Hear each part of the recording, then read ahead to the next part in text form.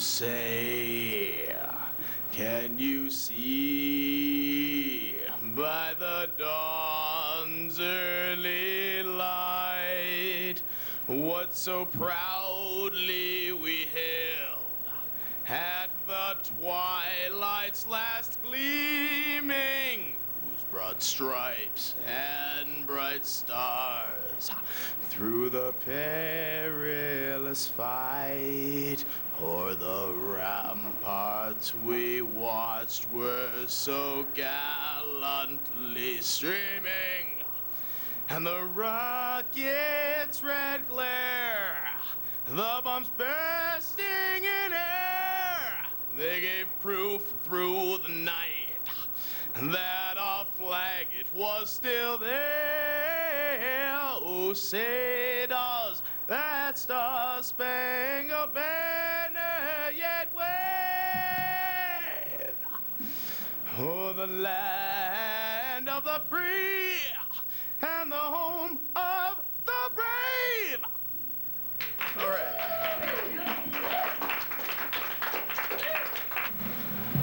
Welcome here, one and all, to this little lay. Ones who fit the words to inspired play. If to you dry instructed words and ideas taste bleached and sterilized, then come along, take a bite and a swig of this wee toast and be mesmerized. For in Dungeons of Human Reality, I hear the toast is highly rated. And yes, even with the U of M's English department, it is affiliated. But to hell with all cultured, pasteurized, and poetic propriety. The buttered toast is the ultimate lay men's society. Because lethargic crystallized intelligence is Henri Codger's calls. Because preached empty words are bricks and Blake's cavern walls. Though innovative imagination be shunned oft by pseudo-canon, with spry lyrical agility, eternal youth shall always be slammin'. And you know that once only your feet shall grace this our earth, and need drives you to savor every step away from your one birth.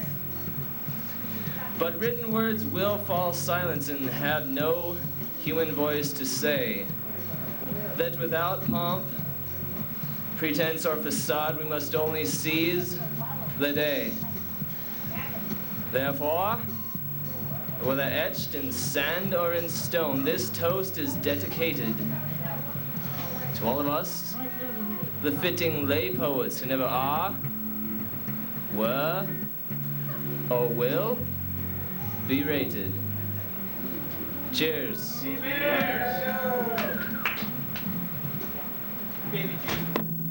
baby Jesus. And we are often berated.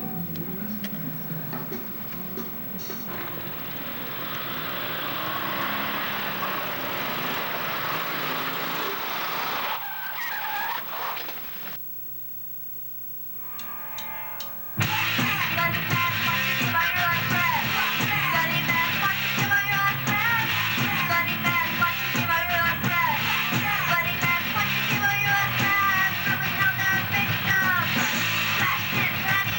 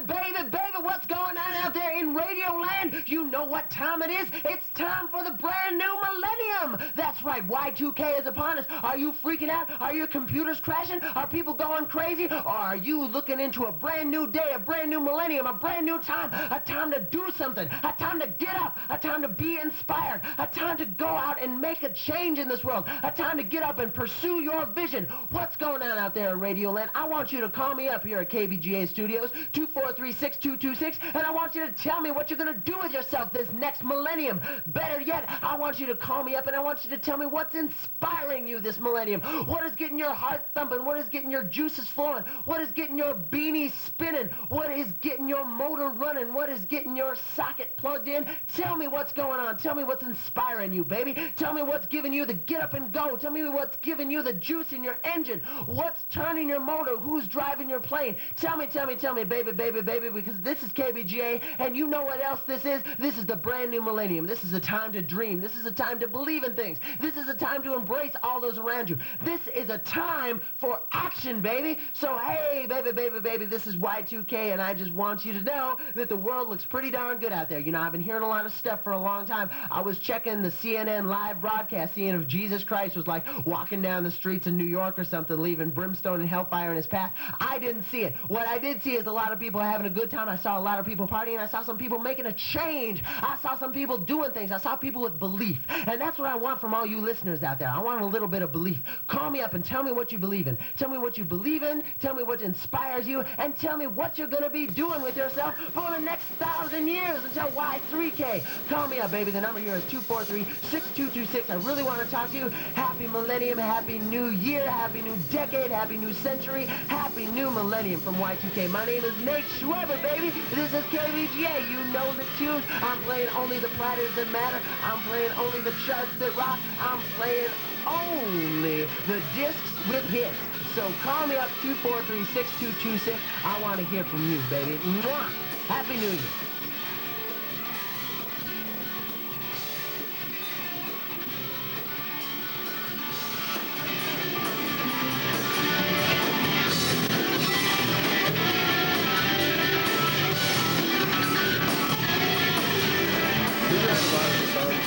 Actually, the dish room is kind of, the bottom rung of the social ladder in food service. So, and that's what our songs are about, is the bottom rung of the social ladder. Trailer trash. Debbie? Well, we write a lot of songs about white trash, and a lot of dish room workers are associated with white trash, and that's kind of where that stems from a little bit. Our music, we like to think of it as mountain folk, white trash rock, and we like to get all the kids out there to expose them to the element of society that maybe they haven't seen, a little bit dirty, a little bit grungy. Raised in it. Yeah. A lot of fun. It's a little off the beaten path, but it's a lot of fun. I think people enjoy it for the most part, and come check us out. We're bringing you the Ugly American, one song at a time.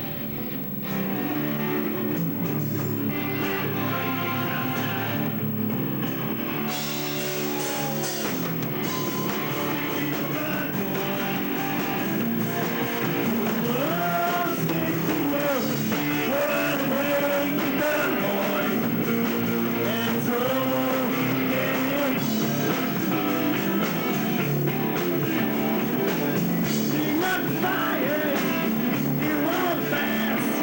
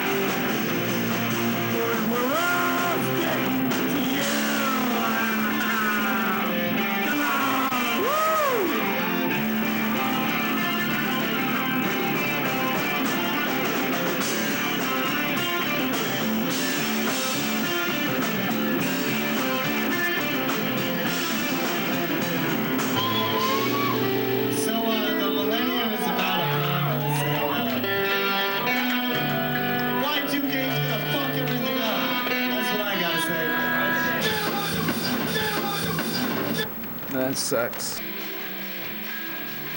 This is being 17.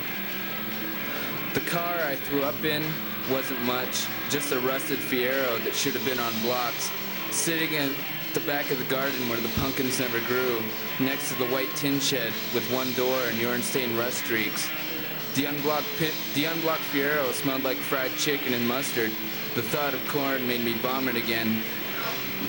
I could see the television, knew she and her lamppost sat on the floor on the old Jane Fonda workout mat, spilling peanut shells in ashtrays, her one breast suckled to a wrinkle like a potato left in the oven. I hated to be home, but the brick shingles falling off made me think Jesus would lend us some wood.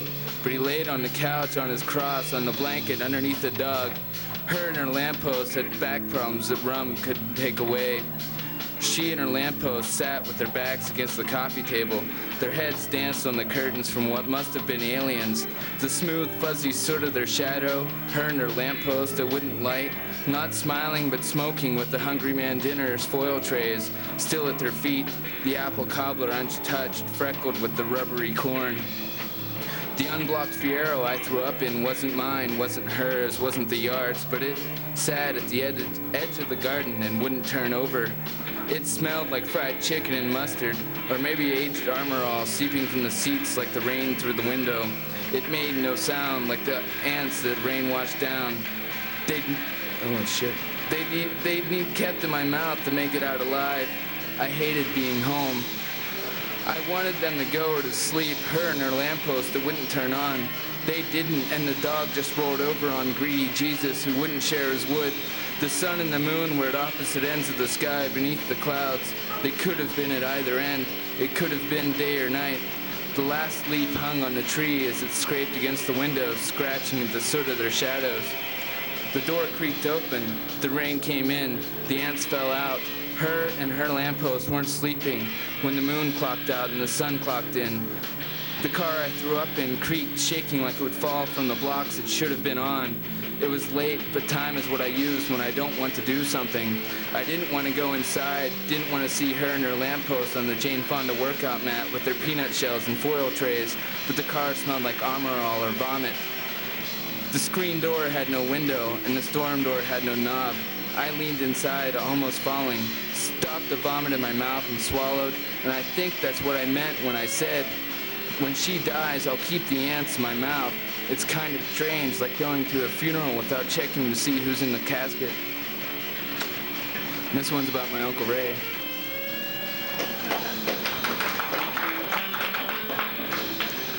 Like us, he became fat, but more round, more indifferent.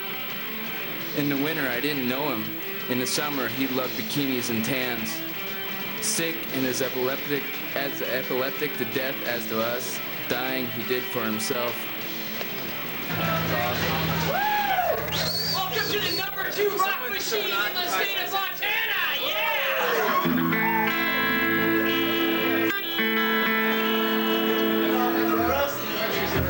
We're Mike and Rick. We're Mike and Rick. Yeah, you are!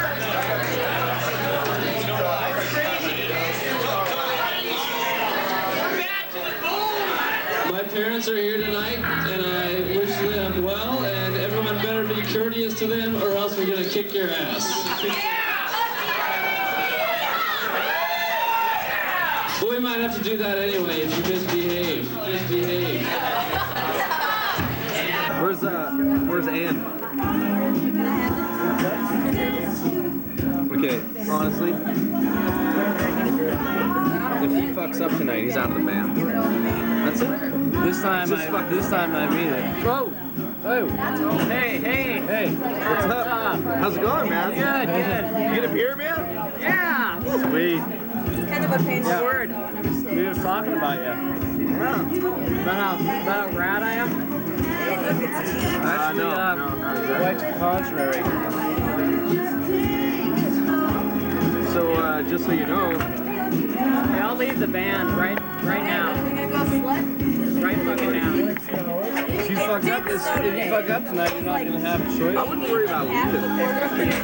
I'm number one. If it wasn't for me, you guys wouldn't have this fucking band. Why is it always like this? Why is it always on and on about What have you done for this? Wi-Fi. Wow. That guy's a bona fide asshole. That guy needs an attitude adjustment. Maybe one of these days. Falstaff beer.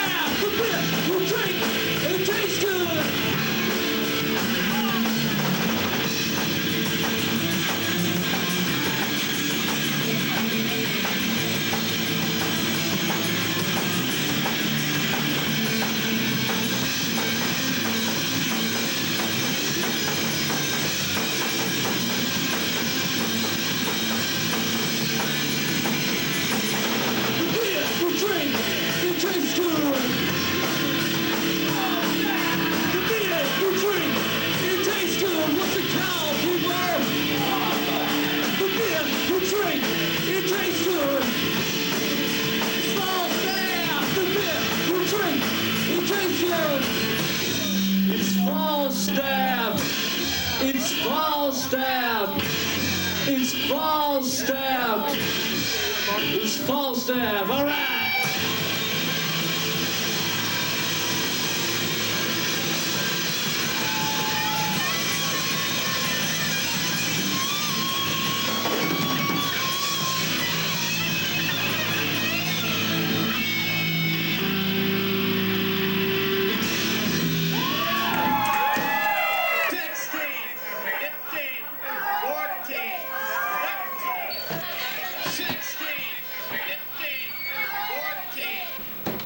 It's late in March and we're standing in your living room. You hold a clear plastic baggie half full of dry white rice and stare blankly at a painting above the fireplace.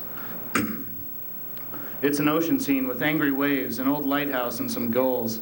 My legs still hurt from the race and I can't stand here all night. It's a fine painting, I say. Why don't we just leave the rice here, go upstairs, turn back the sheets and find the devil in the mattress? But I know you hear nothing, for the painting has your ears. Your stare turns to fire as footsteps besiege the silence. The painting is gone as the front door slams shut. He's taking your pain away, darling. You nod once as the rice finally hits the floor and offer me a shy grin. It's then that the couch starts burning. The acrid smoke paints the ceiling yellow and chases us out into the wet street. We lay down on the greasy asphalt and watch as the flames tear the house apart.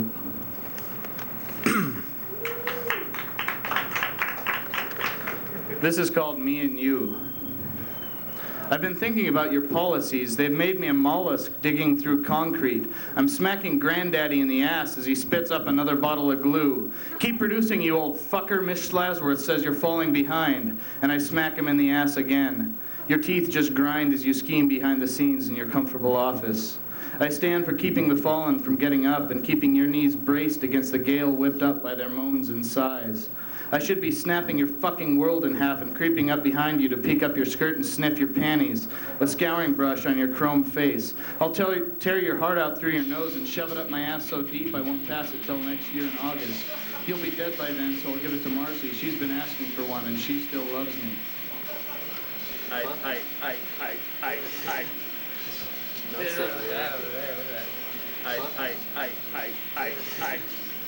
I'm a low better.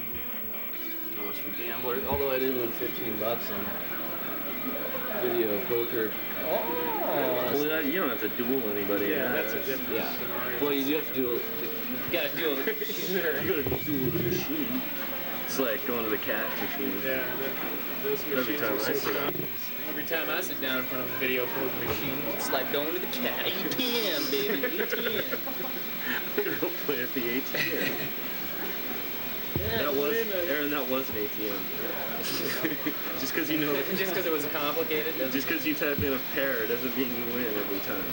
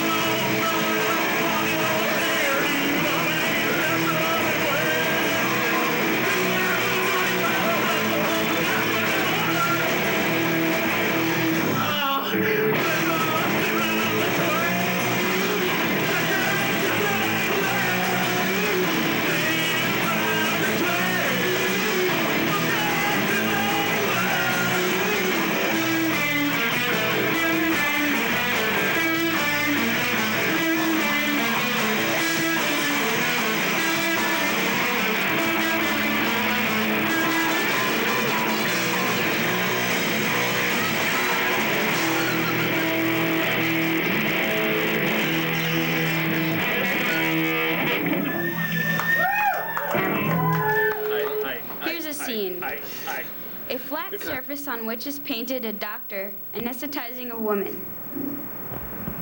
In this picture there are two holes corresponding to the heads of the physician and of the patient, and through these holes protrude the living heads of a man and a woman. I arched backward violently as the doctor, whom was God, punctured me with his penis. Without lubricating or tickling my tender fruit, first he jabbed my fruit, pulling the hairy texture of my fruit, searching for the warm core of the fruit.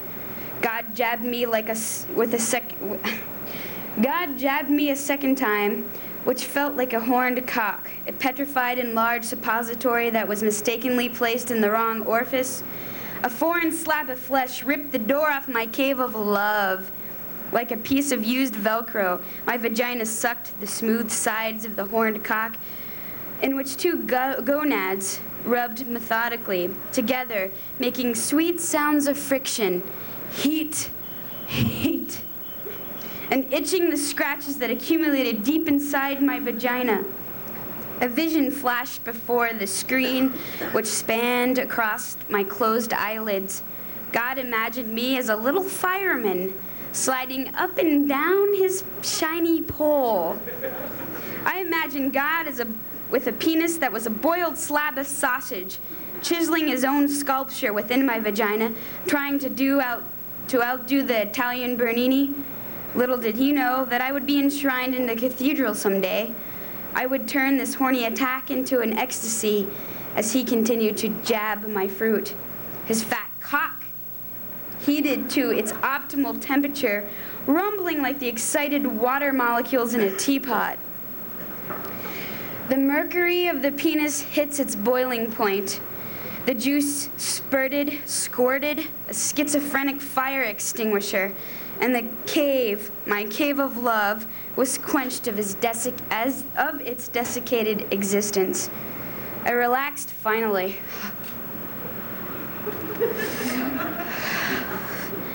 because of intangible pain, because of ecstasy. As some would say, the ecstasy of Saint Teresa. I was all on fire with a great love of God. My own existence, my own ecstatic experience, my sense of withdrawal from the world, the state of pleasure and pain, the expansion of my vaginal cavity that comes from the union of the divine. It was mystical, it was rapture. And then I decided to slap him in the face. And that's all. Thank you.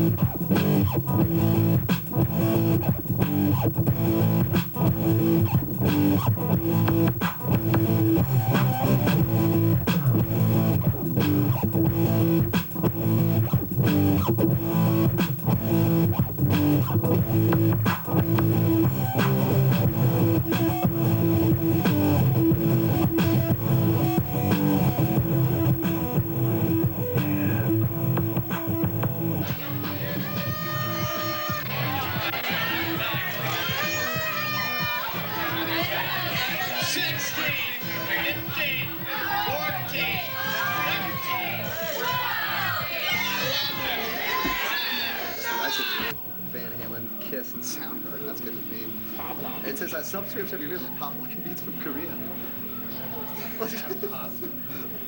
Here's to the homies who still walk number 9. So it's shout outs. All right, we're Super Fire and we're a rock and roll band, and we're gonna play lots of rock and roll music for the people all over the place, and we're gonna rule the world. And hello out there in TV land on MCAT. And this is my friend Jason, and this is my friend Phil, and I'm Chris, and this is Michael Jackson Off the Wall. And pretty soon we're gonna have all kinds of crazy stuff going on, like T-shirts and banners and stickers and skateboards and back patches and capes. We're bringing it back to the people. Back to the people. We're super fire. That's about all we have to say about that. Super fire. Super fire. Come on, Phil, super fire. Super fire. Korea.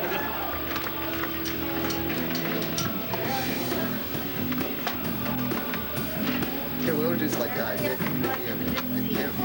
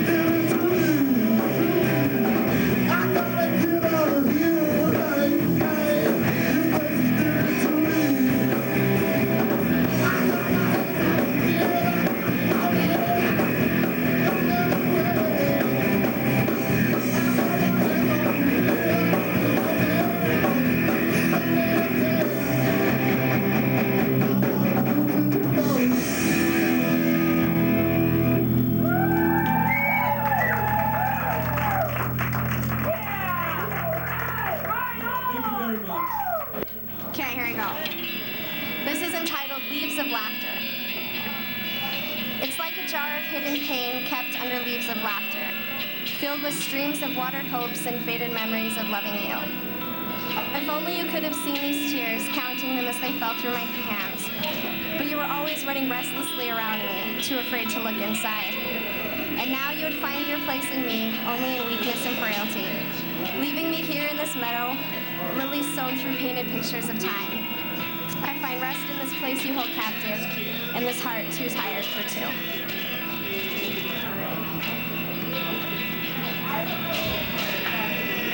Okay. Moving right along. It only took Mississippi Nanny like 6 weeks to get rolling as a band. We got about all our songs in a month. Now that's about all we got. We haven't done it since. There's like 2 new ones from the original set. Yeah, we're the laziest band in Missoula, other than probably our Joes.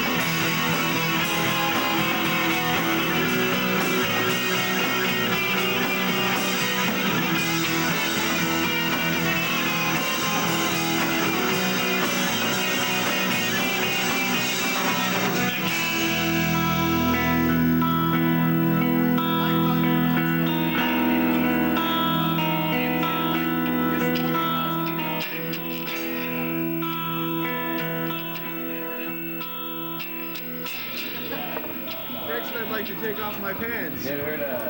I'll be right back. Yeah. Where you going?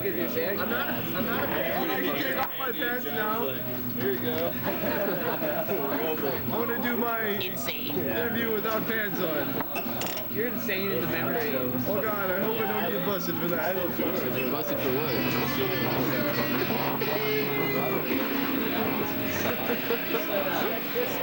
Oh God. You get that in there?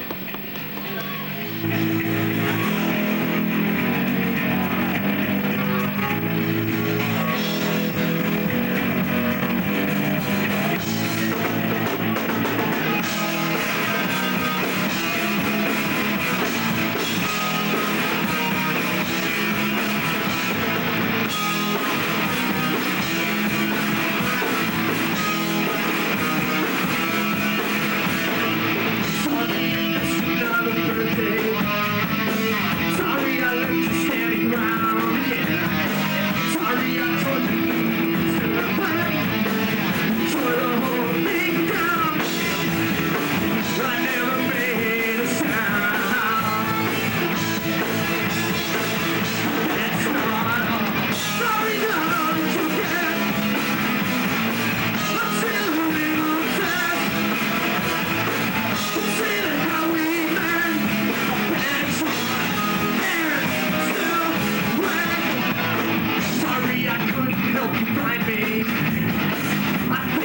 someone better now. Well, if I am something everyone knows, we'll tore the whole thing down. I never made a sound. That's not all. Sorry, not all that you get. I'm still a little behind. Consider who you love. I'll bet you miss me cry.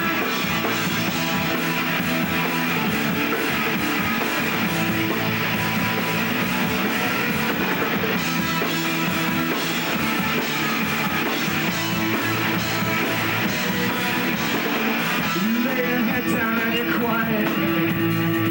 You lie yourself against your darkest days.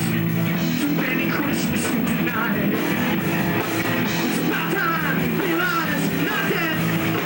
It's about time sorry eyes on your head. That's not all. Sorry, done all that you can. I'm still a little depressed. No matter how far you get, I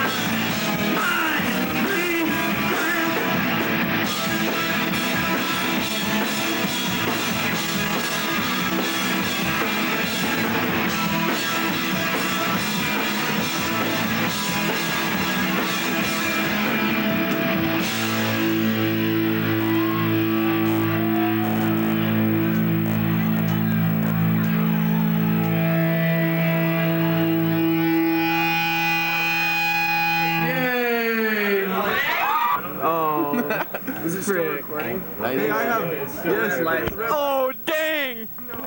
I'm definitely a ways off the side of it. Let's do our barbershop. Yeah, look at this thing go. This is not a reenactment. This is real life in Missoula, Montana. Jay's upstairs, and your money can help.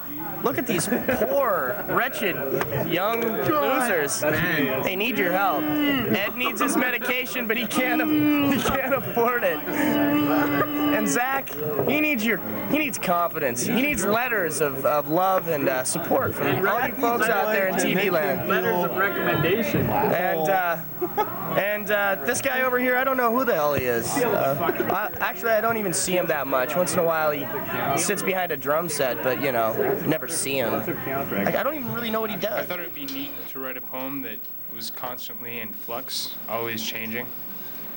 So I wrote a book. It's called The Book It Changes. And I thought it would be neat to like just randomly pick chapters and you know, maybe they've linked together. So I wrote it and we'll see if it works. She studies the ceiling. I'm sorry. Sorry you made me laugh? My eyes are getting so sore, I see what's not there. To pay your penance, A, hide double. B, become a missionary, or C, find me tickets to the Super Bowl. I am scarred by the behaviors of the rest of you. On the television, a man is kneeling. A man behind him is pulling the trigger.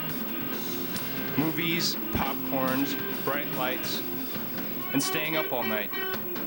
The thunder is 2 seconds away. Thoom. A field of corn. An aside. The acquisition of a crisis leads to a conflict due to the perception and the kid behind the eyes. The patient describes a container, but the name eludes him. Awareness implies eyes and the ability to react to them. My eyes are getting so sore, I see what's not there. The priest offers the forgiveness of God. All he needs from you is 10%. And relaxes. The ash grows to an unprecedented length before being tapped. I think he dropped the blade on this rock, stumbled back, left this spot of blood here in the grass, lunged forward and fell, and floated 40 feet, where she saw him, dead and bloated, where she gasped, choked, and screamed. The town loves gossip. One tear saved in a bottle. No, I'm too old for watermelon. I always choke on the seeds. Her eyes are muddy whirlpools of fascination. The gorilla picks a tick from her lover's fur Then, peeling back her lips, chews and swallows it. Cold, dark, thick as sludge, shattered by a static charge and resulting light. Woven clouds drift like sailing ships across heaven's harbor. There will be a quiz. 140,000 ascend. Hi, Tess. Those streams still distressing you, dear? Her mother's perfume licks her nose as Mother leans over her and pulls the blanket to her chin. She finishes the letter to America and mails it.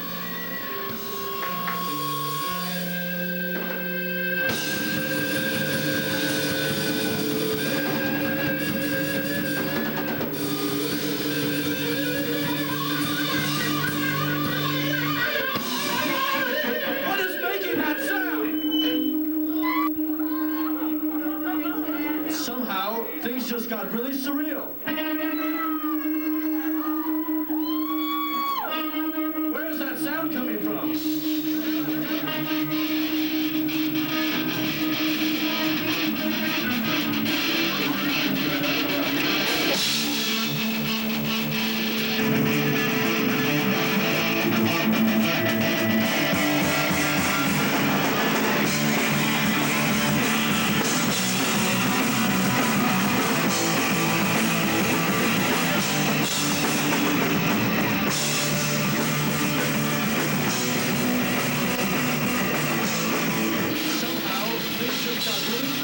Somehow, things just got really surreal. Somehow, things just got really surreal. Somehow, things just got really surreal. Somehow, things just got really surreal. Somehow, things just got really surreal.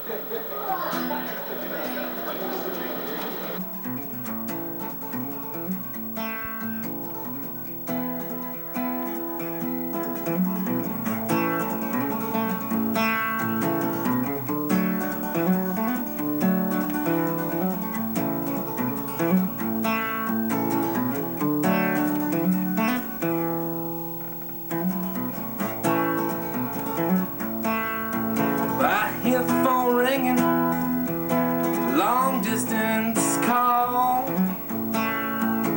Oh, I accept the charges from old Mexico. Well, did I know this number? Did I know this voice from Mexico? Well, I heard the desert calling on the coast of Ohio. Well, I'll head down 75, you would just let me go.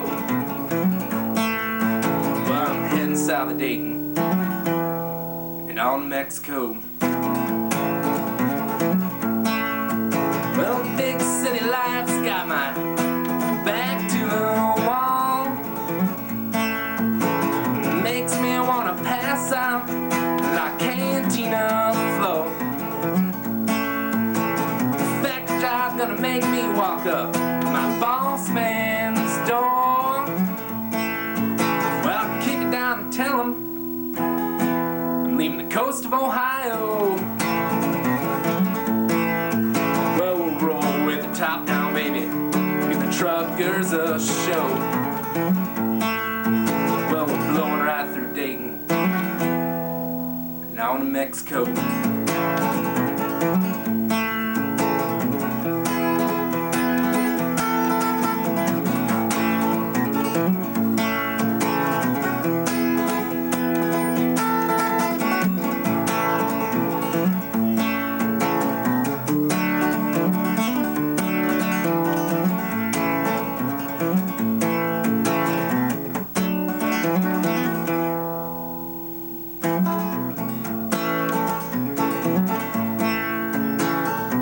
Sit back and watch the sunset like the storm clouds aglow. Then wake up and watch the sunrise as it glistens off the floor. Well, bottom lands are shining, kinda lights up your nose. Makes me glad I left that damn coast of Ohio. Well, I love being at 10,000 feet with no tax man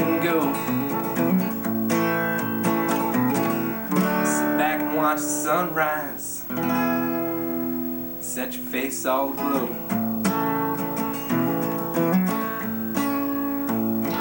This sort of thing has been done before, said the bar. This sort of thing has been done before, said the barkeep, on drinking these things till you tie in a good buzz. And again for the first time before we melt away into wax statuettes, I drain the contents into the veins of my brains and I mix my metaphors into a lyrical cocktail. Waitress sliding down the bar to my hand. Rail that keeps me vertical and off the floor. Off the concrete jungle that led me to know where? I was sure I'd be alone and I could just get, hi there. He gave no reply and stood to watch the world go. Buy me one of those wandering Jews whose mind is straight, bent towards hell, making history and changing my underwear before they degenerate and change. Once again, for the first time before we melt away into wax statuettes, I drain the contents into the veins of my brains and mix my metaphors into a lyrical cocktail. Waitress sliding down the bar to my hand. Rail that keeps me vertical and off the concrete floor. This sort of thing has been done before, said the bar. Keep on drinking these things till you tie in a good buzz. Lightyear has been to infinity and beyond. Your wildest dreams in which you stretched your imagination like an information super. Highway 69 running all the way past the Jefferson County line. A crank on the CD case on the dash. Bored of all this shit, so I open the door with a shotgun blast.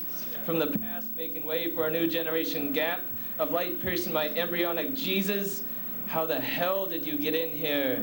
It is just like the day I left, you for a woman who has big a bosom, buddies who like the same sort of thing that has been done before, said the bar.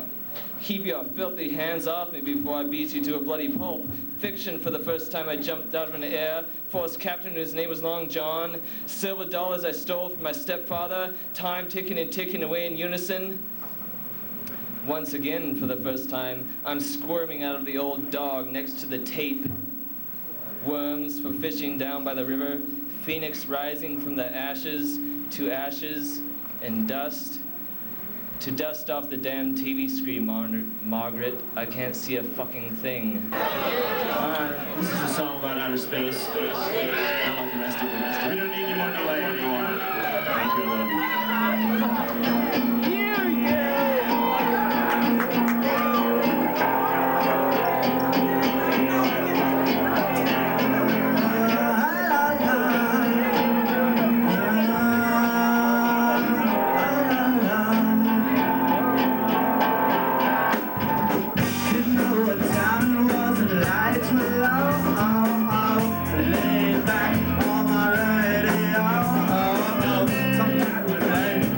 Rock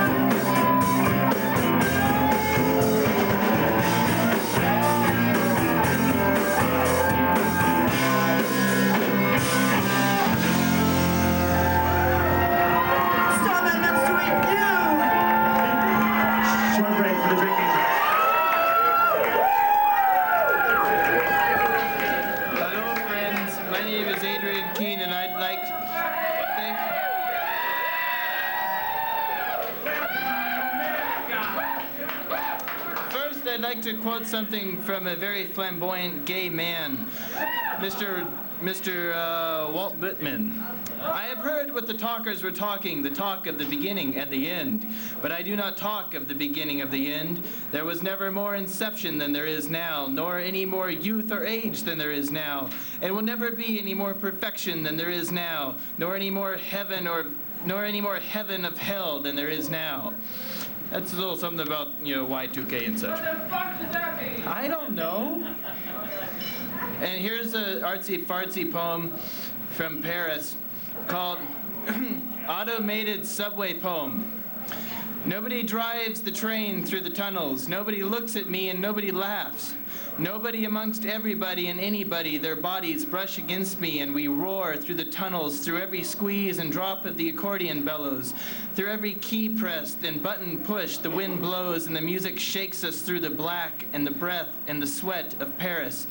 We roar, not we but me, amongst them all, faceless and floating up the stairs and into the street like something vomited. Bam! Two, and the city keeps crawling. I am hanging by a street lamp. I am hanging by somebody else's hair to a language of blank stares and body heat. It's a language of thighs pressed. It's islands of flesh, two heads poking through them and floating above in love. A little stitch to tie them to the earth, if only for the night, if only for 6 minutes of a horse nuzzle and a place of straw. They press their thighs with their fingers and hold tight with their tongues. And an old man sits back straight in a seat. He squeezes a Kronenberg between his thighs. He carries himself better than his lips. Folding in and wrinkled, his lips collapse upon a toothless mouth, and the train roars on. That's my little poem.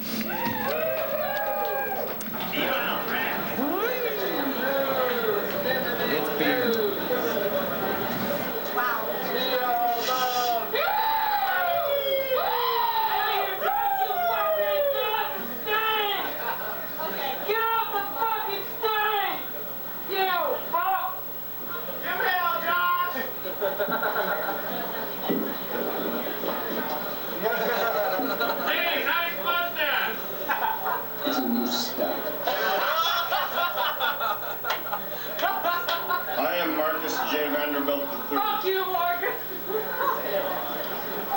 Evidently, last time I was up here, I offended some people. Hey, no way, we love you. So I wrote a non-offensive thing. Last night, when I was drinking in Charlie B's, I started to think about things, you know, love, life. Well, then it was closing time, and I was tired of playing pool anyways, so I paid the bar bill with my parents' credit card and found the next girl with a messenger bag and talked her into coming back to my place. Well, then we hopped in my 1998 Toyota RAV4 and drove. My husky dog Jackson was riding back.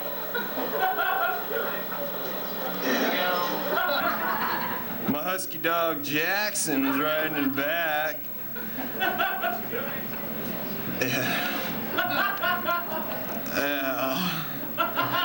I drove down the streets of Missoula. You know, it's like Seattle, but it doesn't rain as much. And I thought of a little poem. Daddy's check is late, so I still deliver pizzas so I can buy weed. Why does Daddy's check have to be late? I love the Grateful Dead, for they makes me feel free. The dancing bears go through my mind like freight. Okay, this next one is a...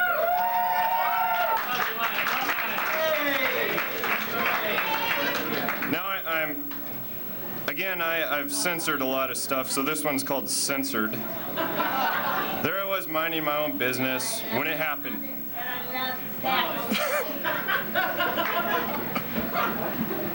Does your mom know that? I'll tell her. Zapped into another dimension for battle. For battle with, oh, I cannot say his name, but you can. Baby Jesus! Baby Jesus! No, I actually, have something about baby Jesus, but I'm not going to read it because it's dirty. Oh, come on!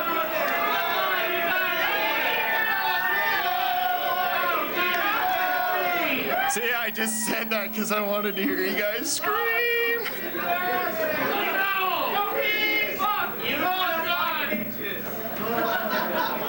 Now this is on TV.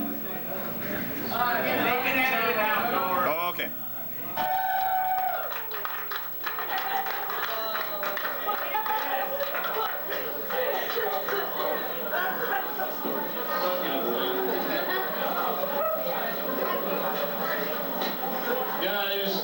I just don't know what to do after that. It's just been having a little writer's block lately, and that's probably where it's coming from. Well, I'm glad you could all make it out to this non-millennium celebration. Because you're all a bunch of assholes, and I hate you all!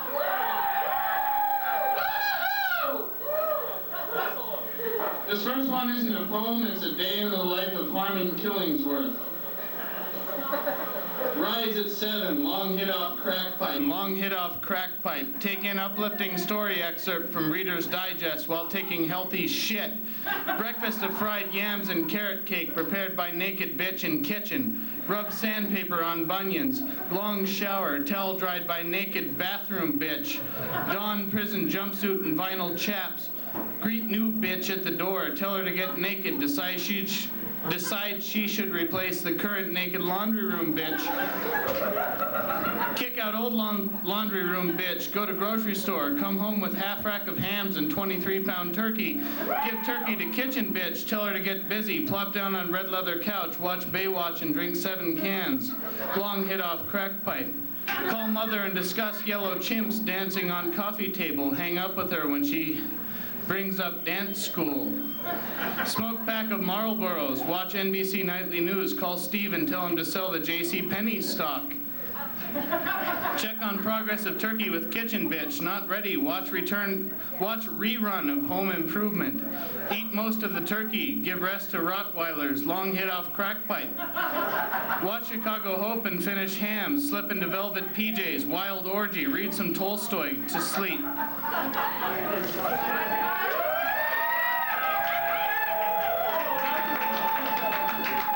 And this is called Bloody Meat, but if anybody has a better idea for a title, let me know, because I couldn't think of one. What's your email address? Crack whores in the kitchen?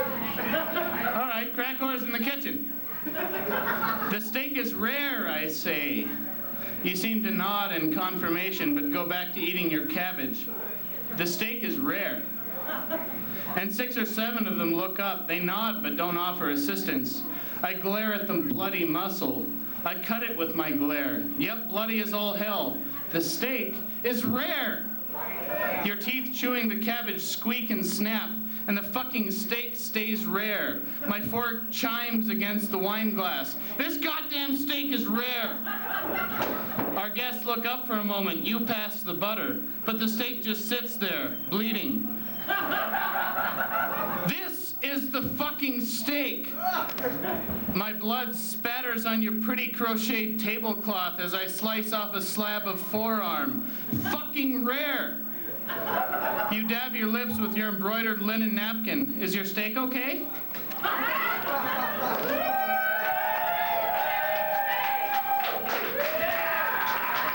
So I've been thinking about some things. Thank you again. Back there. Get him another one. But anyway, because it's the New Year's, a good time for resolutions, and you people do some things that bug me, so I just thought I'd write about it so you know what to wish for this year, okay? This first one's called the urinal ramp. Let me describe the scene I dread. You push open the door and walk, and instantly you're assaulted with the stale scent of urine.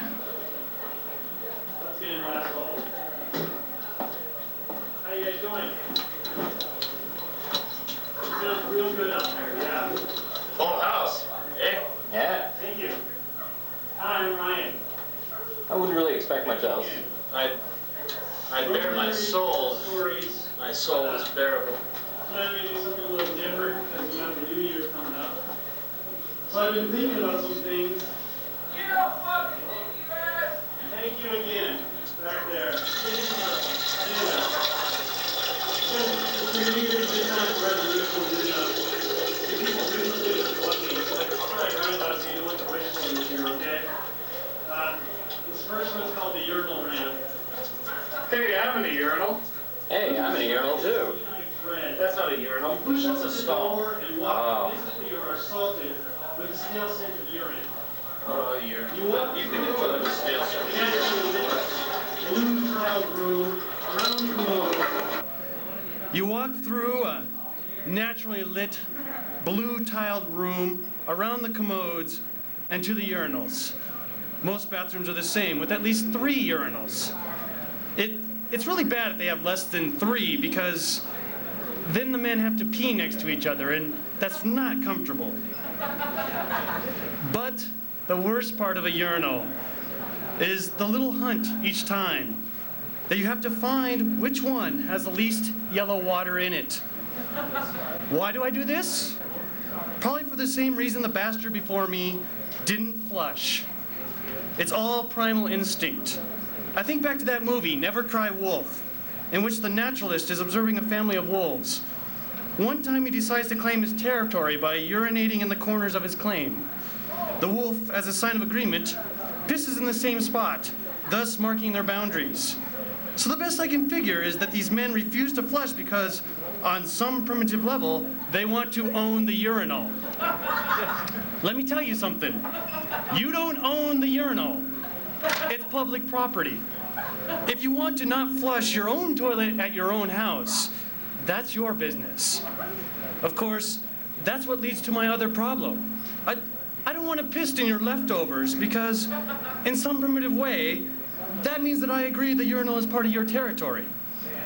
Plus, I think that if we follow this logic out, the idea that I flush my territorial markings away somehow makes me less of a man because I don't want to claim the urinal. It's time to put these primitive leanings behind us. We are a civilized society, not some little pack of savages. When someone asks me what separates man from animal, I will always say it is the flushing. So please remember to flush. And wash your hands, goddammit. You think I want to touch that?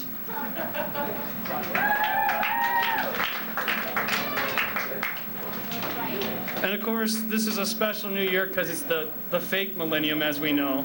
But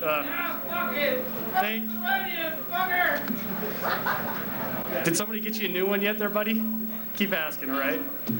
So I wrote. This is another little one. It's a little more personal this time, but it's called this Y2K thing. I am very disturbed about Y2K. Not the imminent crisis that may or may not happen to all the computers of the world, but the slick demographic tagline that is Y2K. You see, somewhere, some guy or woman came up with this tidy way to write year 2000. I'm sure there were numerous suggestions, but it was eventually decided that Y2K would be it. It's chic, efficient, and reeks of packaged coolness. They put it all together so people would like it. Manufactured cool. They make it, we like it. And God help me, I do. Now, I hate commodities and manufactured taste.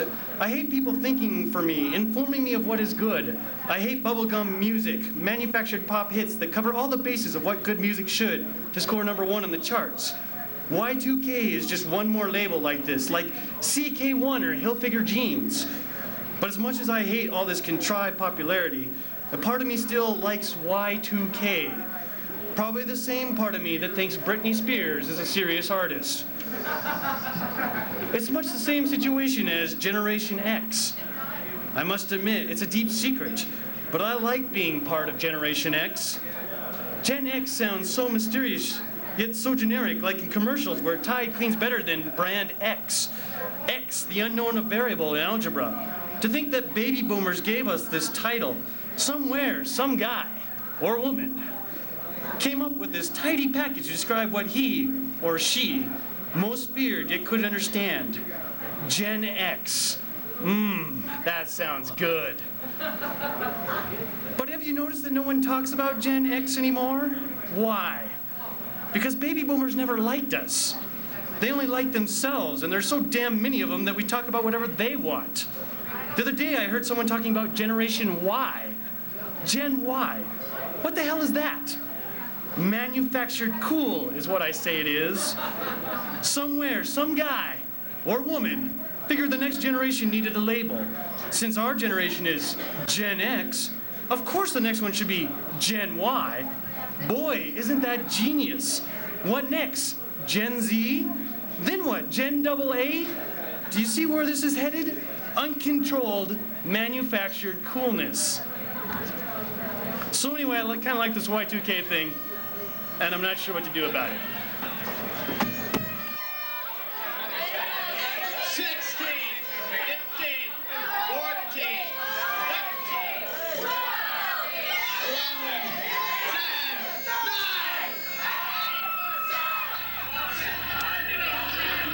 Ladies and gentlemen, I need to tell you a mission of peace.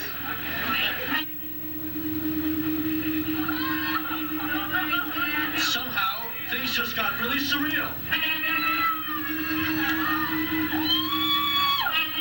Where's that sound coming from?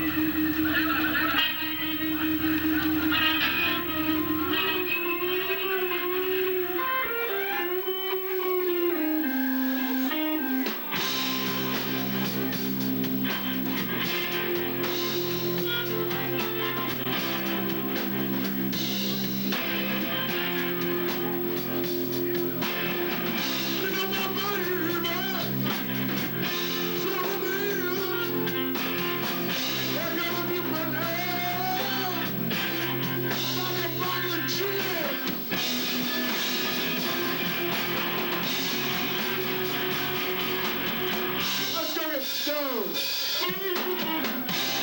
I work so hard. Did you know for a day? But everything I do does not turn out my way.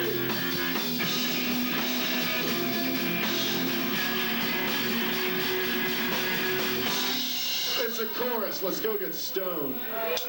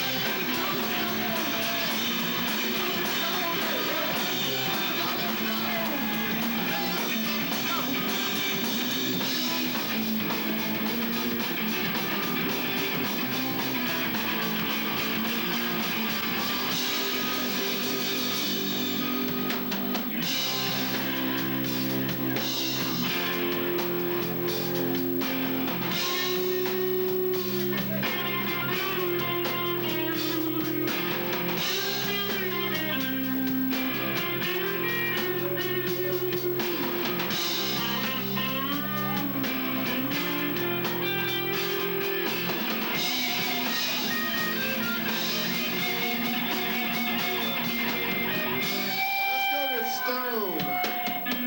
We're doing no harm. Think for a bit. Just don't you fall down. And press your lips. Think no harm. Think of the taste. Don't you get so fucked up. Messed up a man's brain.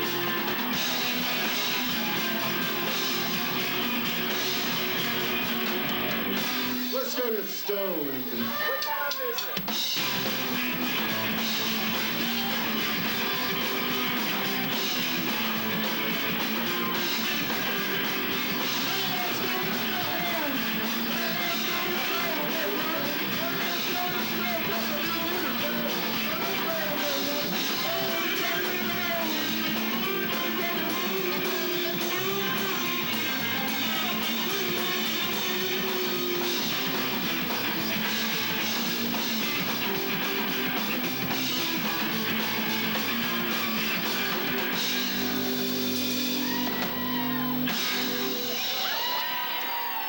That was our slow jam. Sometime in the afternoon, I think I saw you before you died. I had nothing to lose, so of course I didn't say hello. You were an orange, tagged on your back with your rifle crossing the bridge in the fog. Your hair was greasy, your face still cratered and layered with patches of red zits. Your poor girlfriend thought you were beautiful. The whites of my eyes were yellow from vodka and Ecto Cooler. You were an orange balloon with a red hat that deflated and sunk to the river. They said you should have been home at 6, but couldn't find you. Lost in the fog or in the dark by the river where you were conceived. I was sleeping, dreaming of Madonna with chicken patties for nipples. When they found you, they say you fell and shot yourself, that you swam in the blood from your stomach, slipping in and out of consciousness. You lay bleeding with a broken leg and a colander stomach, while I pelted Madonna with peanut butter. When I woke up, you had lots of friends on TV, and you were a decent guy who was nice to everyone. I'm not sure what time or if it was you, but I think I saw you before you died, and I think I flipped you off behind your back.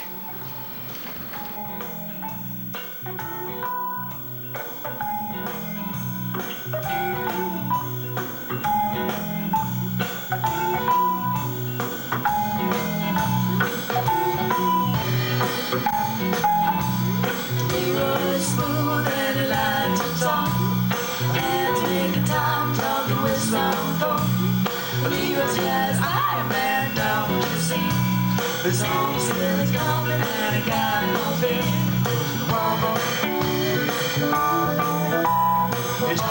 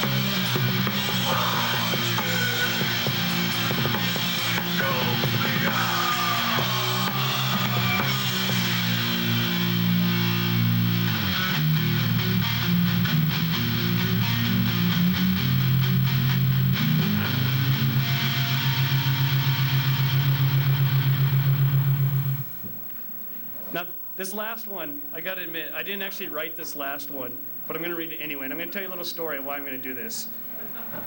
A couple of years back, me and some friends went down to Los Angeles, and one day we were out and we wanted to shop at all the little stores so that we could bring back the kind of product that lets you know, hey, we've been to the real LA, right? You don't want to go to the malls and all that.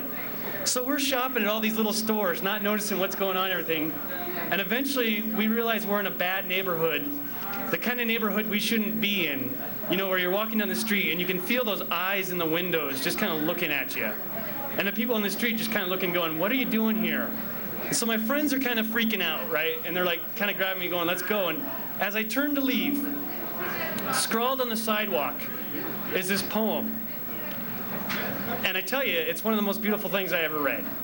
It was an urban love poem, scrawled with sidewalk chalk on the street.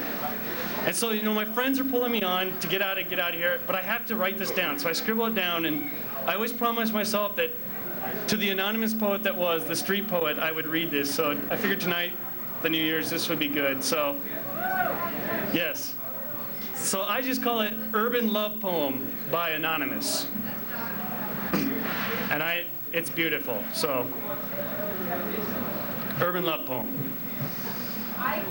Biznitch, you da shiznit, and I'm hungry like a dog for your love. I want to talk about lust. I want to talk about lust. Because when the exotic, erotic adventures begin, I want to know if you can handle the sin. I'm about to drop as I window shop your sexy body. Biznitch, you da shiznit, and I'm hungry like a dog for your love. I'm a criminal facing conviction, 'cause your love, it's an addiction. You are my ritual dealer. You are my spiritual healer. My jisms stem from schisms in your thighs. As you spread them, eagle style, doggy style. Girl, it's unfair, 'cause biznitch, you da shiznit. And I'm hungry like a dog for your love. Thank you.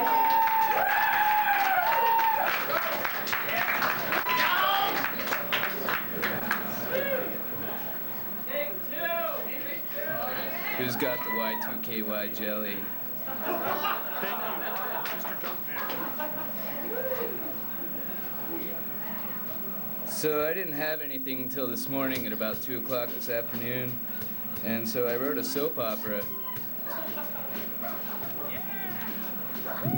It's called Jack, Marcy, John, and Lee in order. The potatoes tasted like corn syrup, seltzer, and lime as they went down.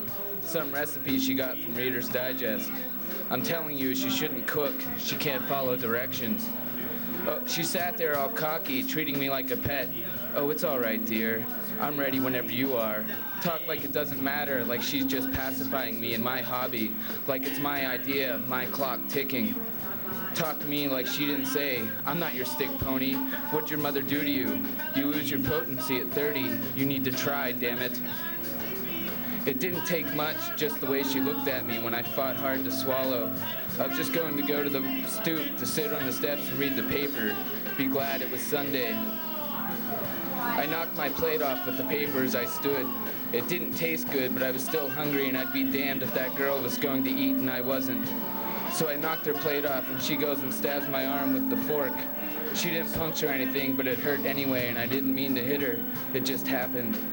So she's standing behind the kitchen island, waving the fork like a switchblade, and I'm trying to knock it out when out of her hand when I saw Lee, the neighbor's maid, standing with a blanket over her arms, looking up at me. I know I said I wouldn't do anything, kind of promised her that when I shook her hand and said, my name's Jack, I live there. And she said, I know. I wasn't going to do anything either, at least not that. I was working on something, timing. When I would tell her I was going to work to finish a project, she'd call him as soon as the car left. I'd go over to John's and wait, not let him call. The look on her face would be brilliant, straight from lust to death, bordering on biblical punishment. John would be torn apart just knowing I knew. But Lee was looking at me, shaking her head. I think I'd pushed her to the last straw. She'd do something next time, she was telling me. Maybe not, but that's the way I felt. She's a twisted lady, that Lee, always looking up there. Up here. I know she's seen everything. So I stopped and tried to tell Marcy something, somehow explain it without destroying any of my chances. Even with the fork, she looked defenseless. I knew one good swat would take care of it all. Of course I didn't, and made up some reason about how if this is going to work, you need to call me on shit. Don't be so reserved and aloof. Just say you're being an asshole. It's not too believable, I know, but she bought it before. So I set the paper down, walked to the couch, trying not to laugh. I know that sounds strange, but I couldn't turn around. Her in that fork and that baby blue robe with her hair all frizzed, the coffee caked at the corners of her mouth, and her unshaven legs was more than I could handle. So I sat down, and wouldn't you know it, the little bitch threw a plate and a glass at me, grabbed her keys, ran to the door, and threw the fork, then the phone. I could see her ass as she ran down the steps. I didn't chase her. I went back inside, plugged the phone back in, and called him. He at least didn't know why. He really never did like her. He told me to give him an hour and meet him at the Coney Island for lunch. Order us some wings and beer, whatever, something light. I'll just wait an hour, then go to his house. He'll leave her there. He hides the key in the laundry room, taped underneath the wall socket for the soda machine. She'll probably be in the shower or lounging in his clothes. Lee can't see over there.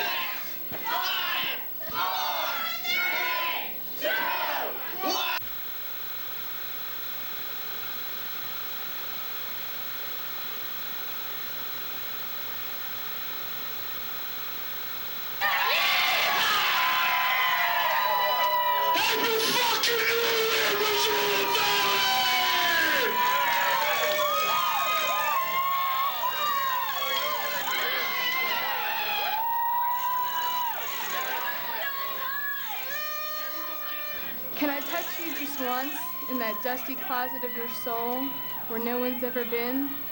May I explore your every pathway with childish excitement of that first time pulsing through my eager hands?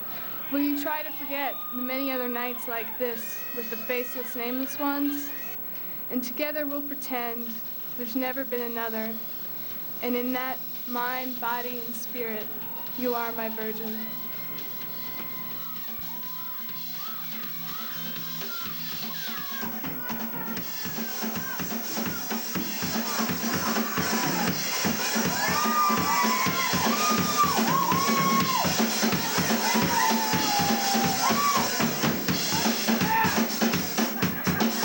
Everybody is 1999, 2000, 1999, 1999, 1999, 1999.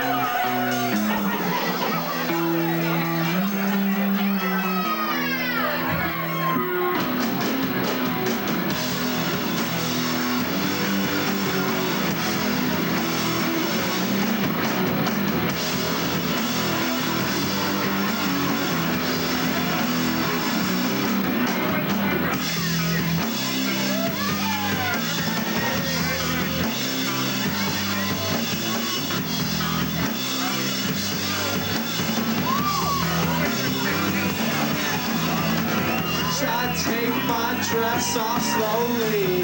This is one who's on the belt. This is one place, this is slowly. So this is Patty Bell. I take my dress off slowly. This is one place I have not dwelled. Cover up my ears with wax fully. And I watch Patty melt today in May. It's covered with mayonnaise and don't know why. I got a grin for a ham on rye.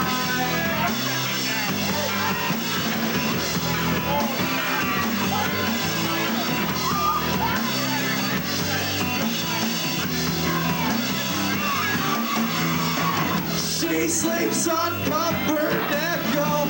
She sleeps with her knickerbockers on. She tickles me with the pickles and then tips me in the Dijon. So if you hear her footsteps, I'm sure you'll be here soon too. And you'll learn to relish the wellness. Just don't forget to chew today. Covered with mayonnaise, don't know why.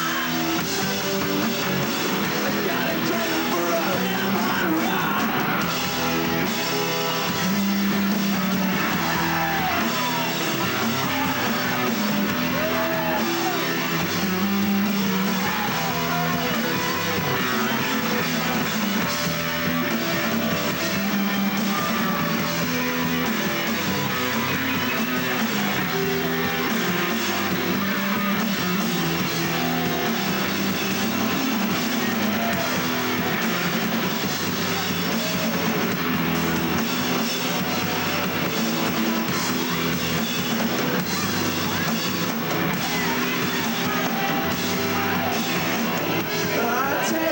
Dress off slowly, put on my garter belt, exposed in all my glory, ketchup stench, full welt. We wake up in the kitchen, she says that she's not yet spent, and as she makes the preparations, realize that I forgot the kind of hat the day. It's covered with mayonnaise down the line. I've got a craving for a ham on rye today. With sliced cheese on a deli train. And down the why.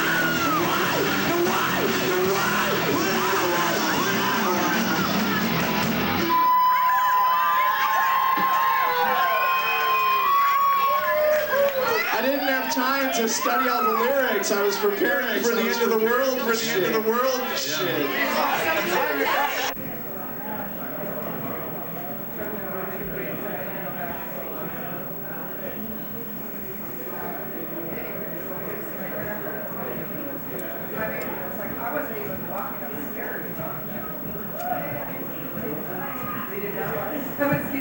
All right, stop. Collaborate and listen. Ice is back with my brand new invention. Something grabs a hold of me tightly. Flow like a harpoon, daily and nightly. Will it ever stop? I don't know. But if you turn off the lights, I'll glow. To the extreme, I'll rock the mic like a vandal. Light up the stage, I'll wax a chump like a candle while I dance. Corrupt a speaker that booms. I'm killing your brain like a poisonous mushroom. And I'm deadly when I play a dope melody.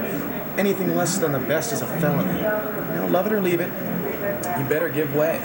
You better get your groove on, the kid don't play. If there's a problem, I'll solve it. Check out the hook while DJ revolves it. He used a rolled-up newspaper like you would on a dog, only he used the whole damn Sunday paper, funnies and all. That horrible family circus curled at the top. He swung it like a baseball bat, knocked the breakfast right off the table. The yolks broke then. He kept swinging, trying to hit me again. I was on the other side of the kitchen bar, holding the fork like this, trying to stop him. This wasn't much. There wasn't much I could do. I know he'd only hit me one more time, maybe twice, then it'd be over. But it's hard to have makeup sex when you didn't do anything, on top of not brushing your teeth. Don't get me wrong, I know he's your brother, but your mother did a number on him. I don't see how you made out so good. He's not all that bad, don't get me wrong, just temperamental like a used car. Doesn't know how to keep those things in check. He just goes until he dies. Anyway, I'm hiding behind the bar, not even thinking of coming out this time, trying to find the best way out. I look behind me and the neighbor's chink maid is standing there with a blanket half folded and a basket of towels at her feet. She's somewhere between 11 and 40. It's hard to tell with them, you know. They all look sweet and dainty for most of their lives. Then all of a sudden they go from broomsticks to withered, sagging witches. She's standing there looking right at us through the window like we're on TV or something. The final episode's not doing anything new, just living on name alone. I know Jack's seen her too because he's lowering the paper, calling me baby, trying to show me how it's my fault he gets like this. You can't be so defensive. Just tell me to shut up. Tell me I'm being an asshole. I might not like it, but it'll sure as hell make me notice. You've got to be more aggressive. You let me do it. Can you believe that? It's my fault that I can't hit him back. I tried once, but he just about bit my finger off. He's got teeth like glass. I had to get 7 stitches. Remember my knuckle was all swollen and red, slimy with Neosporin? It looked like a child's cherry sucker. It was my middle finger, so I couldn't wrap it because it made me move like Frankenstein. I couldn't paint my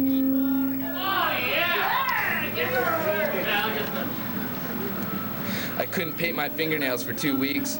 It was so sore. They looked horrible, like I chewed on them. Of course you didn't know. We blamed it on the car door and made jokes about how dumb I was to lift 2 bags of groceries from the top of the car and use my hip instead of my butt to shut the door. That's what happened too. He grabbed it and chomped down on it, holding it there like a dog, and each time I hit him with my left hand, he bit harder. We waited an hour for the teeth marks to go away before he went to the hospital.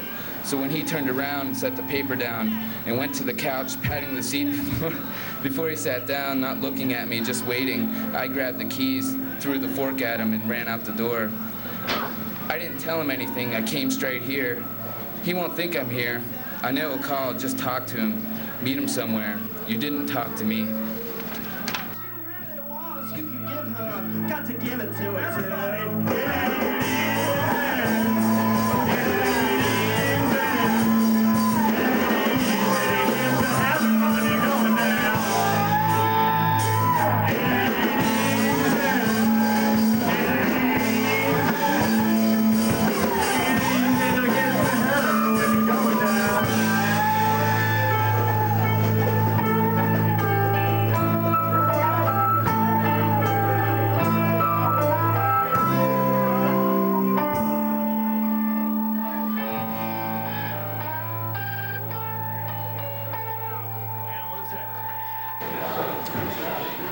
Now that the party is jumping, with the bass kicked in, the Vegas are pumping.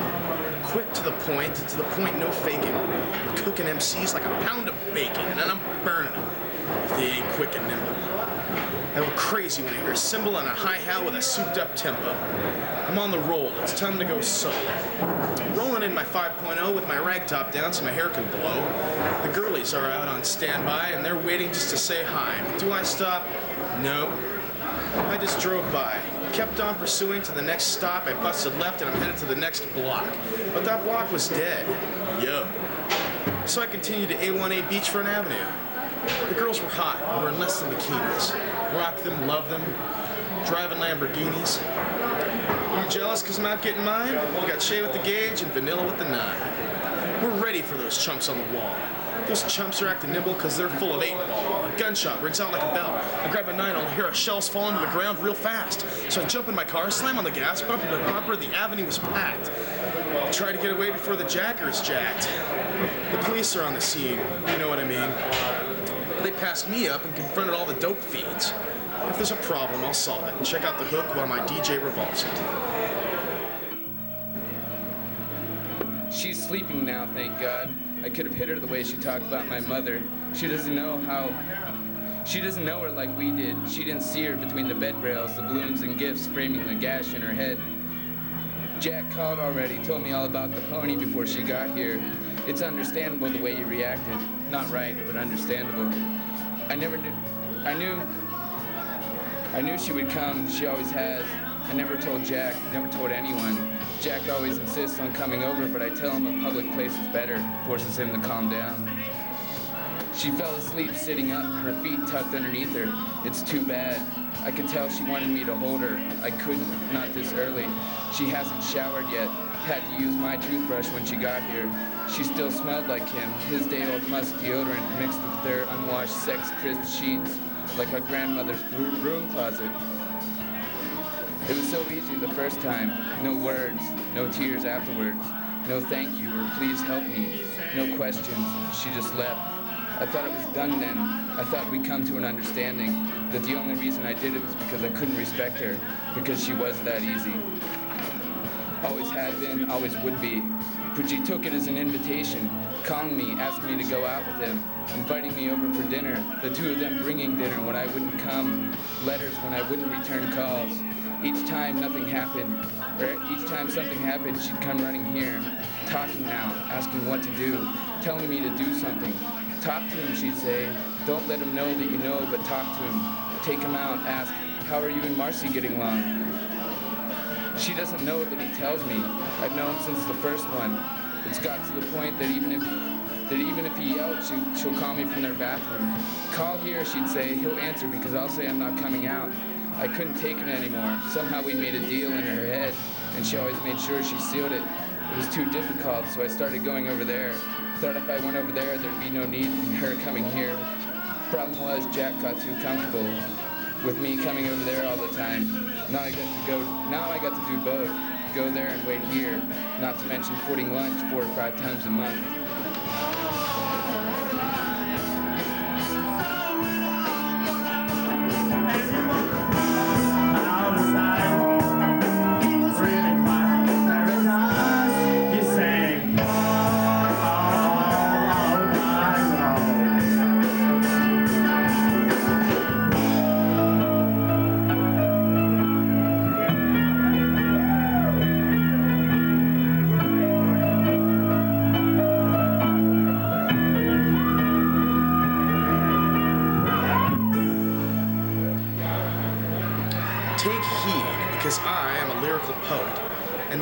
On the scene, just in case you didn't know. It's my town that created all the bass sound. It's enough to shake and kick holes in the ground. You see, my style is like a chemical spill. Feasible rhymes you can vision and feel. Now conducted in form, it's a hell of a concept. We make it hype and you want to step with this. Shave phase on the way, slice like a ninja, cut like a razor blade. So fast other DJs say, damn, if my rhyme was a drug, I'd sell it by the gram. Keep my composure while it's time to get loose, magnetized by the mic while I kick my juice. If there's a problem, I'll solve it. Check out the hook while my DJ revolves it. Ice, ice, baby.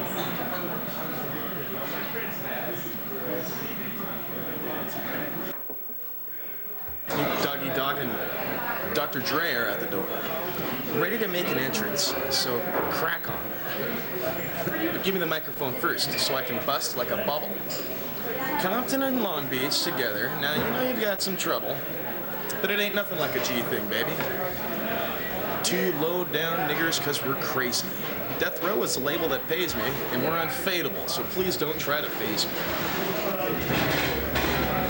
Back to the lecture. God, they're crazy. All of them, those two and the other one. If they'd be quiet, then no one would pay attention. No one would care. If they'd just keep it down, I wouldn't look. But those two, they're screaming all the time. Doubtless they think I'm nosy and probably would tell you I take pictures, but I don't. I mind my own business, do my job. They're the ones who keep their blinds up, keep their window open. They're the ones blaming each other for something or the other. If it's not the bills, then it's the car. If it's not him not liking her cooking, then it's him not giving her a baby yet. I hear these things. I don't make them up. It's worse than television. At least then you can shut it off or turn the channel. I don't have a choice. I have to do my job. It's not my fault I'm there. Lord knows I about called the police when he was biting her finger.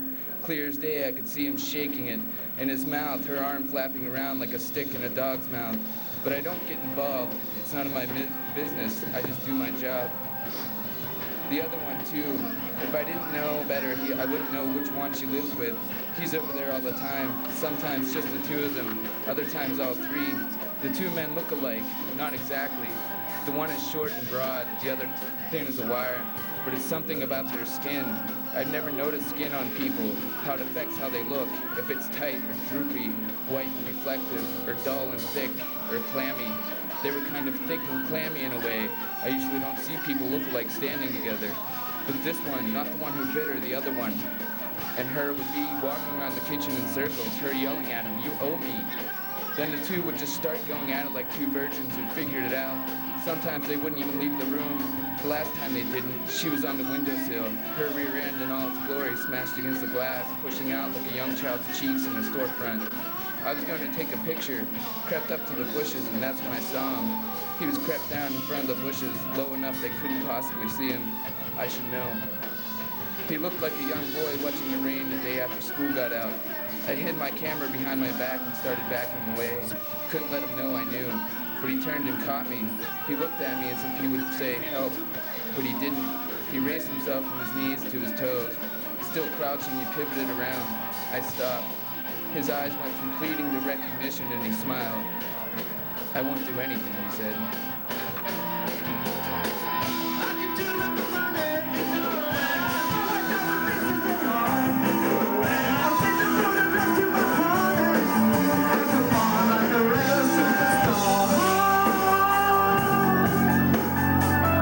I can fall asleep at night as a rock and roll star.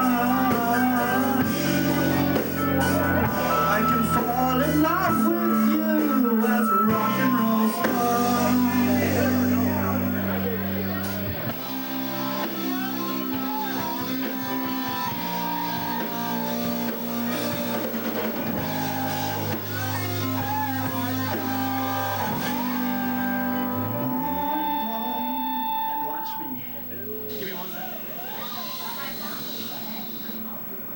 He liked me, so I loved him. This is the second part of St. Teresa, the ecstasy of St. Teresa.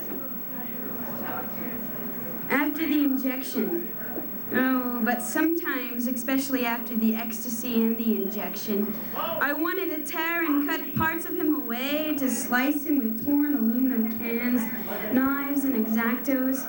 I could make music with his torn bits and wrap his foreskin around my ivory shoulders. And an exotic Shah, to put it on display of the horrible sight, to put it on display so that when others walked past the blazing white background that he wanted, he would look like torn. He would look torn apart and splattered on the wall. They, the gazers, the lookers, the gazers at the exhibition would think that he looked like a big white paper wrapped a bunch of red roses that had been thrown, crushed against the blazing white wall. But I loved his flesh, but only in parts. You see, only in parts. We only love each other in parts. Why is that? I can't tell. We don't know. Why do we just love breasts and penises and balls and nipples and all that good stuff? Why do we just like parts of people? We never like the whole. We're not monists at all. We're not the monists. Are we monist or monist or either? I don't know. But we don't like the whole. Never, never, never, never. We just like parts of people. The parts of a 3-course meal, the succulent morsels of flesh, in scrolled bite sizes, not as tremendous size of hand, but the bone, the callous bone, and the ball-like gizzards, balls, the hairy sacks. They're so precious. They're so strange. They are the strangest pieces of flesh that I've ever encountered in my entire life. Balls. The balls, the hairy sacks of pleasure. Small hush puppies covered in small tangled pubic hairs, but soft. They're soft, they're soft. They're not like the female pubic hair, even though the female pubic hair is beautiful. It's like a bush to be groomed and brushed, and to be curved over the succulent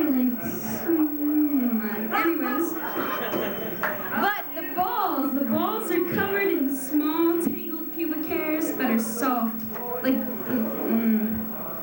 soft and feathery, perfect to pop in the mouth. Like a peach. You will suck and the juices coat the teeth like sweet fluoride. I like to pop the balls and spit them out. Oh, they're so succulent. And glide them out of my mouth like an orange section. You know, I'm sorry, you gotta bear with me here. Like an orange section which I had sucked but left the fruity tendrils because they were bitter and sweaty and not worth swallowing.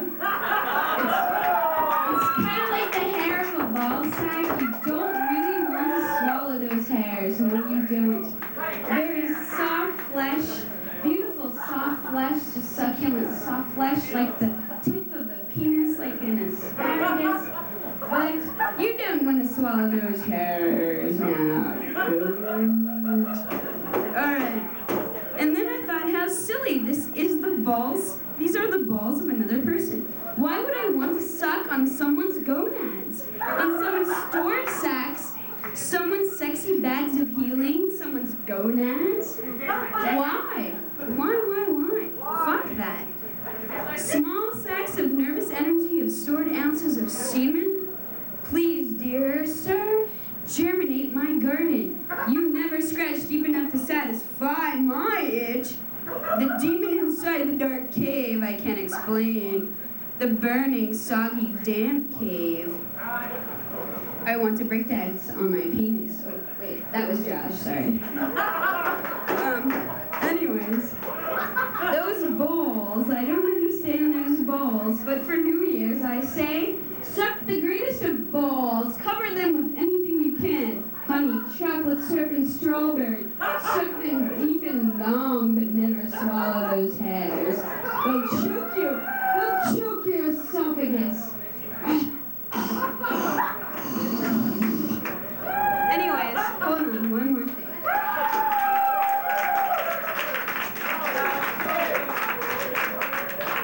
Anyways. One more thing. Do you have any balls here to present to me? Shall I judge your balls? You have balls? I'm going to show some mighty luscious balls. Okay. But what I want you to pay attention to is the crease down the middle and how they bulge out the side of the middle and they look like monkey brains. Monkey brains! I want y'all to like, I'm not going to get thrown in jail for this, am I? Alright, I ain't going to get thrown in jail for this, so I'm going to show you all my monkey brains. I want you guys to think about monkey brains, not balls here for a second, okay? No. Steve's gonna show his monkey brains. Okay, Steve. You must be like the sea turtles of the Galactic. It's a very, very, very, very special occasion when Steve shows his monkey brains. And all I want to know is, am I gonna get thrown in jail tonight?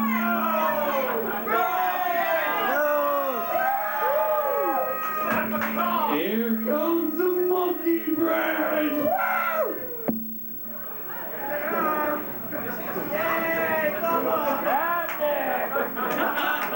Monkey brain!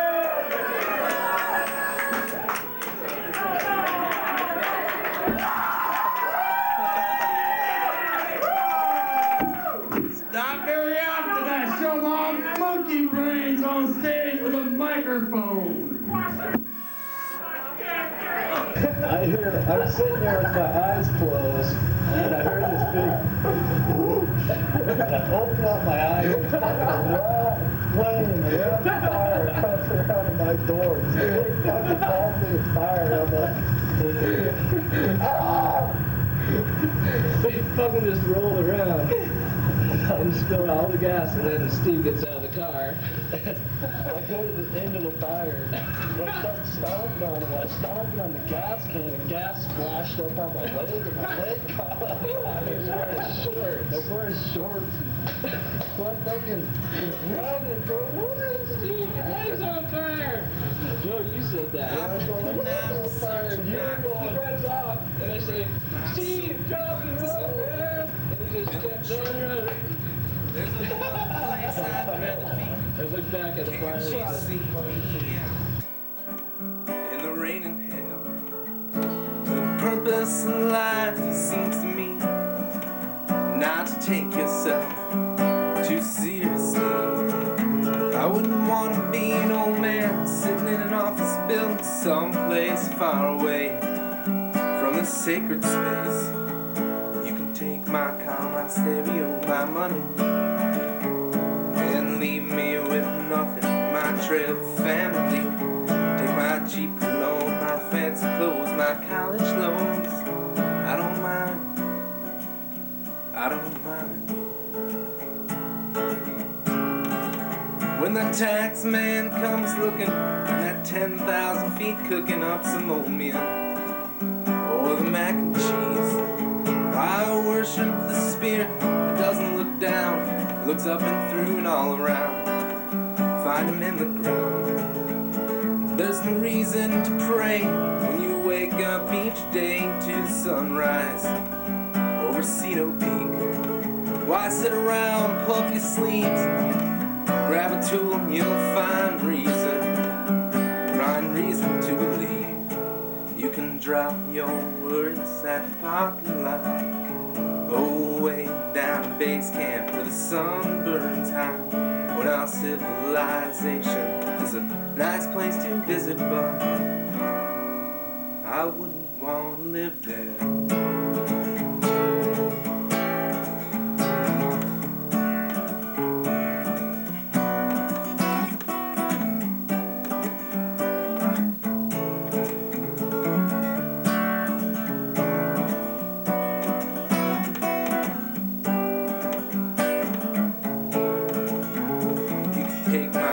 Stereo, my money, and leave me with nothing. My trail family, take my cheap cologne, my fancy clothes, my college loans. I don't mind, I don't mind.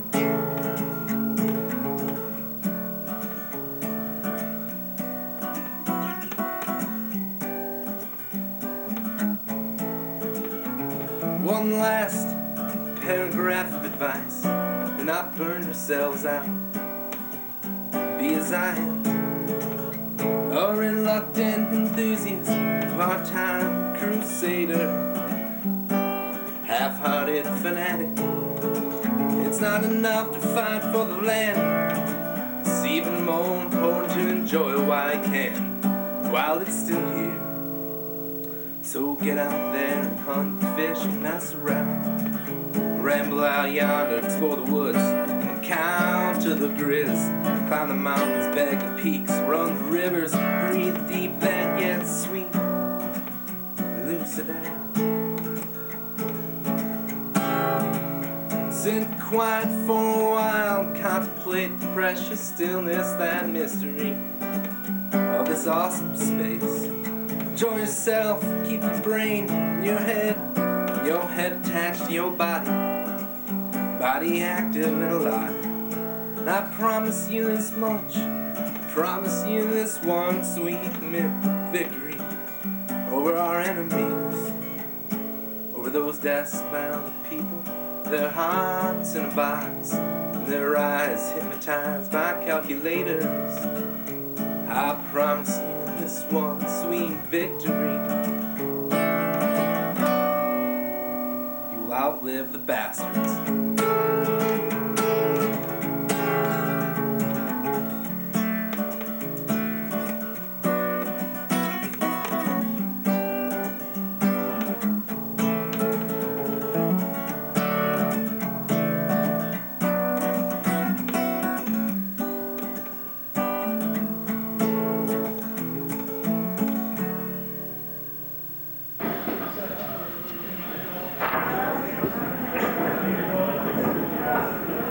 How's that? All right, you want to try it again? Did you get it? You want to do it again?